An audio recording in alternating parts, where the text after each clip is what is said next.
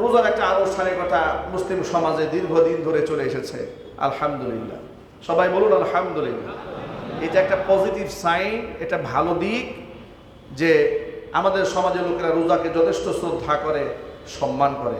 ব্যতিক্রম তো কিছু লোকজন আছে, আল্লাহ পাক তাদেরকে হেদায়েত দান করুন, জোরে বলুন আমিন। রমজান মাস এসেছে, রোজার বিনিময়টা আল্লাহ পাক দেবেন নিজ হাতে। কিন্তু রমজান মাস কাদের জন্য? কারা এটাকে ফরজ হিসেবে পালন করবে?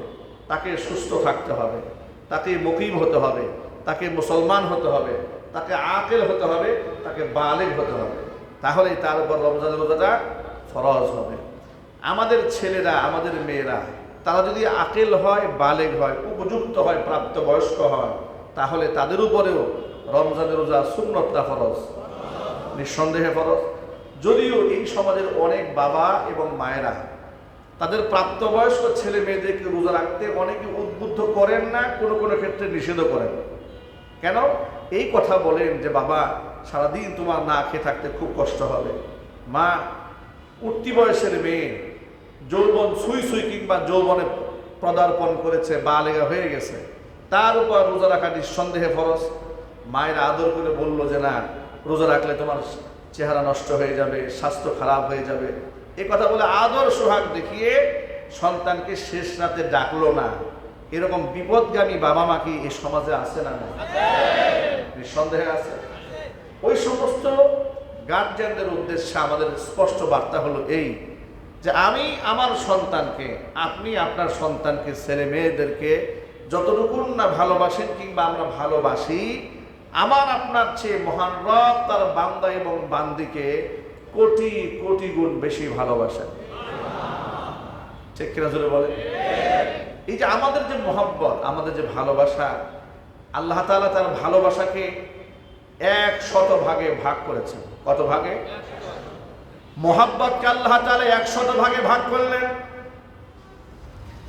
99 ভাগ মহব্বত আল্লাহ তাআলা শুধু নিজের মধ্যে রেখে দিয়ে দিলেন একমাত্র বান্দাকে মহব্বত করার জন্য। আর 1 ভাগ ভালোবাসা গোটা বিশ্ব পরিমণ্ডলের সকল কুল কায়নাতের সমস্ত মাখলুকাতের অন্তরে আল্লাহ পাক ছড়িয়ে দিলেন।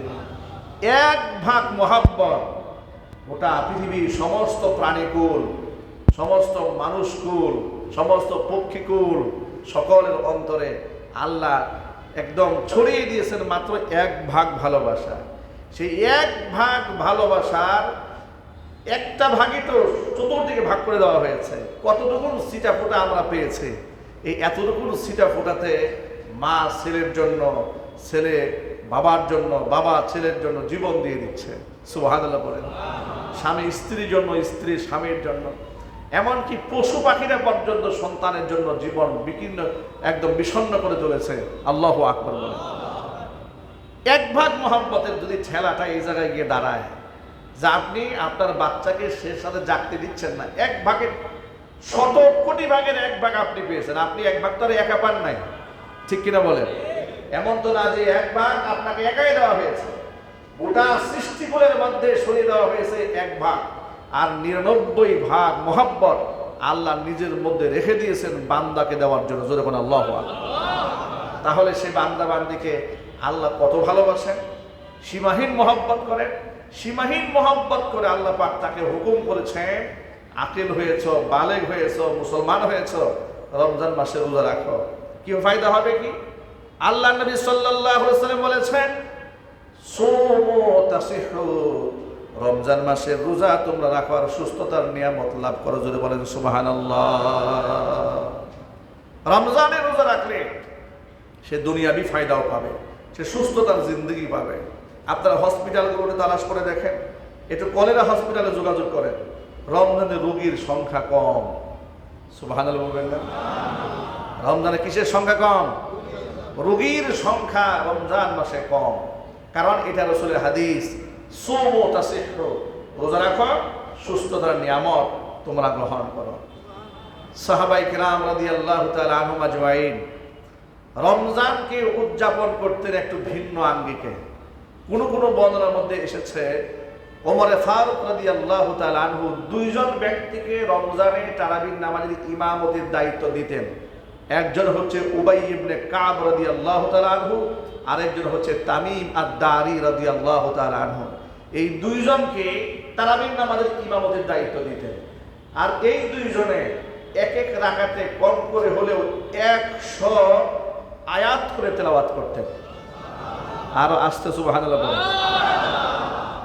আমি হতবাক হয়ে যাই, তাদের যুগে ফ্যান ছিল না, বৈদ্যুতিক লাইট ছিল না, মরু প্রান্ত, মরু অঞ্চল, মরু দেশ, একেবারে গরমে, তাপে, উষ্ণতায় অন্তত ত্রাহি ত্রাহি করত এক ফোঁটা পানির জন্য। সেই জমানায় একটা মাত্র খেজুর খেয়ে ইফতার করে, একটা মাত্র খেজুর দিয়ে সাহারি করে, সারাদিন রমজানের রোজা রেখে এশারের নামাজে দাঁড়িয়ে প্রতি রাকাতে 100 আয়াত করে তেলাওয়াত করতেন। আর সেই তেলাওয়াত তো আমাদের মতো পাইকারি তেলাওয়াত না, ঠিক কিনা বলে? তেলাওয়াত করতে করতে অবস্থা এমন হতো, সাহাবায়ে কেরাম বলেছেন, তাদের দুজনের নামাজের ইমামতিতে যখন জামাত শুরু হতো, তখন তাদের ইমামতির সেই 20 রাকাত নামাজ শেষ হতো। যখন একেবারে ফজরের ওয়াক্তের কাছাকাছি তাহাজ্জুদের সময় ঘনায় আসতো, তখন নামাজ শেষ হতো, এর আগে নামাজ শেষ হতো না। চিৎকার দিয়ে এখন সুবহানাল্লাহ। মানে সাহারি খাওয়ার সামান্য সময়টা রেখে বাকি পুরো সময়টাকে এইভাবেই তারা নামাজে কাটিয়ে দিতেন। এই ছিল সাহাবায়ে কেরামের রমজান উদযাপন। আমাদের রমজান উদযাপনের চিত্রটা সম্পূর্ণ আলাদা, ঠিক না ভাই? বিরাট আমাদের প্রস্তুতি, ব্যাপক প্রস্তুতি। এক একজনের ঘরে 10 আইটেম 15 আইটেমের খাবার, সারা বছরে খায় নাই, সব জমা রাখছে রোজায় খাওয়ার জন্য। কথা বলে না কেন? কারণ সারা বছর তো খাওয়ার সময় পায় না। রমজানে খাবারের বিরাট মেনু,